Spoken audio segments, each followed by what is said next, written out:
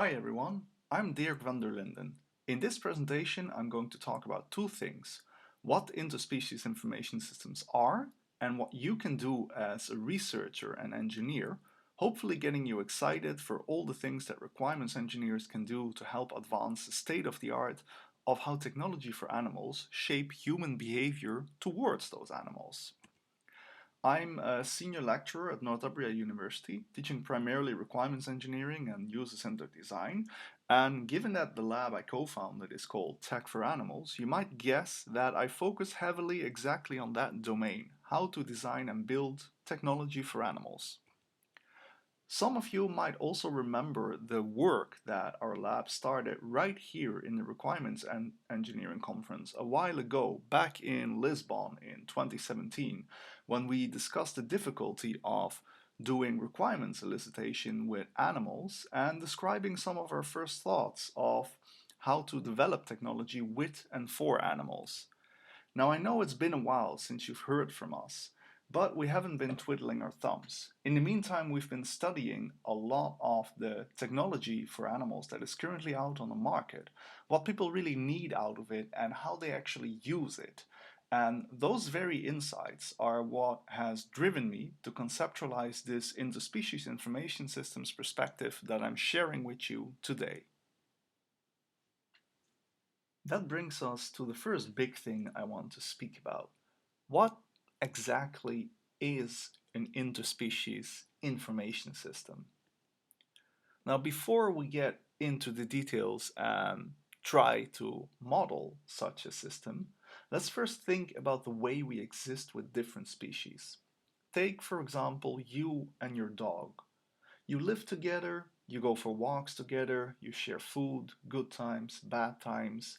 You're a closely bonded dog-human dyad. You're essentially living together in an interspecies relationship.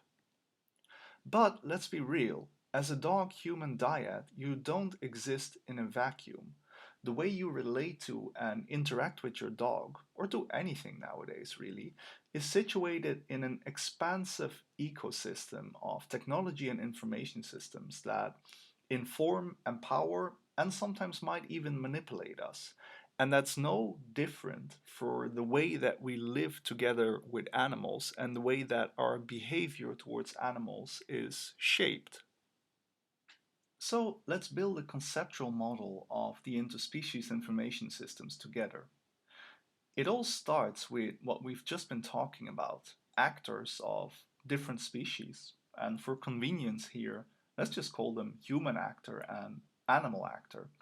And those animals really refer to any kind of non-human animals. When you look at the kind of technology for animals that's out on the market, there is already technology and, as a result, interspecies information systems between humans and dogs, cats, cows, birds, foxes, horses, you name it.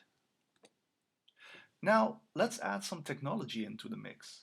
Imagine that you're walking outside with your dog and you've strapped a dog activity tracker to their collar, like you might put a Fitbit on your wrist yourself to quantify your activity levels. That is some sensor-laden monitoring technology that is directly put on the animal, whether it's on their collar, whether it's on their leg, or elsewhere, depending on the animal's physiology. Meanwhile, you as the human actor would probably interface with it indirectly through some other kind of information technology, whether that is an app on your smartphone, a website where you view these kinds of activity levels, or perhaps even some desktop software that allows you to monitor and view it. Moving on from the actors and the different kinds of technologies, what does sensor-driven monitoring technology and information technology lead to? Well, data and information. The monitoring technology that's on your dog's collar captures a whole bunch of raw data, like movement data from accelerometers, maybe temperature, maybe even audio from microphones. There's a lot of sensors squeezed into devices on the market nowadays for animal technology. You could check out our paper, Body's Wearable is Not Your Body, to get a feel for just how many sensors and how many types of data are captured already by such technology. So this kind of raw data is typically transformed and processed into what is actual information that you see and you use.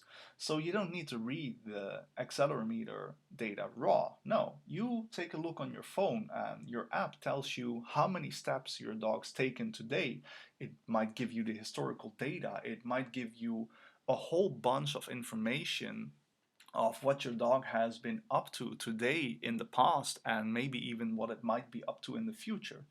And such information in some other contexts is sometimes also even used to make policy, another type of information here, whether that's business policy, say in farming contexts about where you are and where you might want to be, or even policy to talk about conservation goals in, say, wildlife management and other ecological efforts. And now the critical final step. What actually happens with that information? What actions are actually taken in the real world? What things really happen? Well, this information makes us do things. That information and the information technology tells us things that we can or should do to the animal actor. In our example of the dog and their activity tracker, perhaps the app is telling us that our dog hasn't hit their step target for the day, so they should walk some more. Or it's bringing in additional data about our dog's weight and their diet goals and using that to tell us how long an extra walk should be. And those are what we call interspecies interventions, where this kind of information tells us to make an intervention in the behavior of an actor of a different species. All of those individual interventions are part of realizing external processes. In our example, this is simply a process of giving good care to our dog. But just as well in different contexts where technology for animals is used, say dairy farming, it would serve in concrete, well defined business processes with very specific targets like hitting particular fat levels of milk that is produced, or say in wildlife context, ensuring that animal populations stay at particular numbers. So there we have it. An interspecies information system is, in the end, perhaps quite simply, a system where information flow enabled by new sensor-driven technology for animals enables us humans to make interspecies interventions to non-human actors that help in the aid of some external process. Now, it is of course a little bit more complicated than that. There is a whole bunch of details to the actual model, and there's a whole bunch of additional things to take into mind, like whether these information flows are symmetric or asymmetric. Can the animal actually intentionally generate information flow that would cause them to intervene in our behavior? And what is the symbiosis level of the impact that these interspecies interventions have? Are they good for the animal? Are they good for us? Are they bad for someone? But if and when you're ready to start working on interspecies information systems, or simply if you're interested in these things, we'll get to them in more detail, and you can always check out the paper for the full write-up of this. And now the real point of me being here and talking about this today, to help you ask yourselves, what can I do as a requirements engineering researcher or professional to help advance the state of the art of how these interspecies information systems shape human behavior towards animals? Well, there is a lot of ongoing challenges that we face in developing interspecies information systems, especially when we take this wider systems perspective instead of just developing another piece of technology or another shiny gadget without taking this wider context into perspective. A lot of them aren't really addressed yet that much in research. in part due to an initial focus on understanding how animals are users and really focusing on the interaction design of animals and technology and focusing very heavily on that, while not yet having had the time to look at the wider context. So there is a lot of work to do for those with a systems and engineering mindset to look at the challenges involved, which we see really being across three big aspects. First, understanding the potential that animal data has.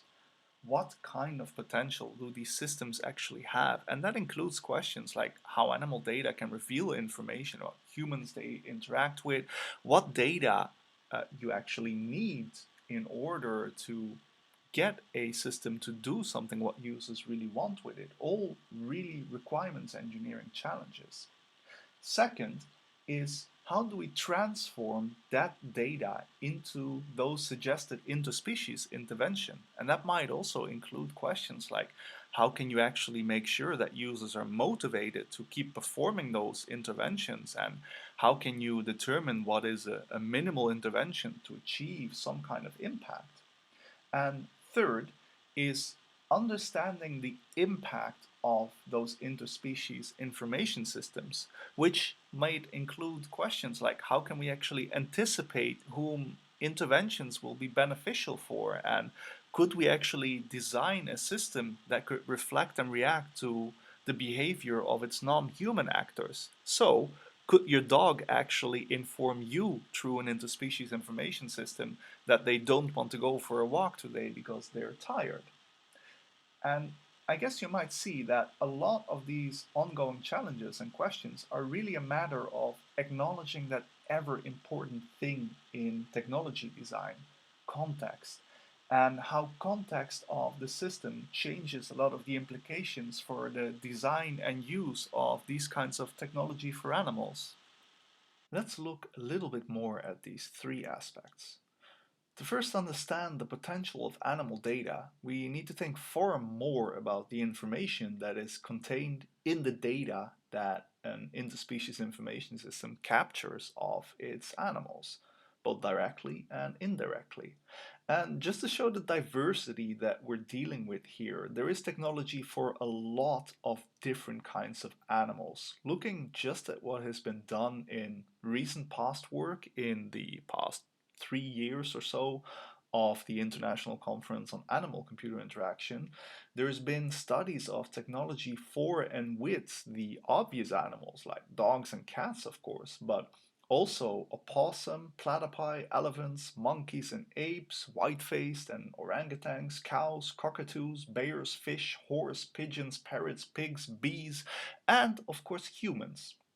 So there's a wide variety of different human animal relationships, all with their own contexts that all bring radically different requirements to the technology and the information systems that we develop there.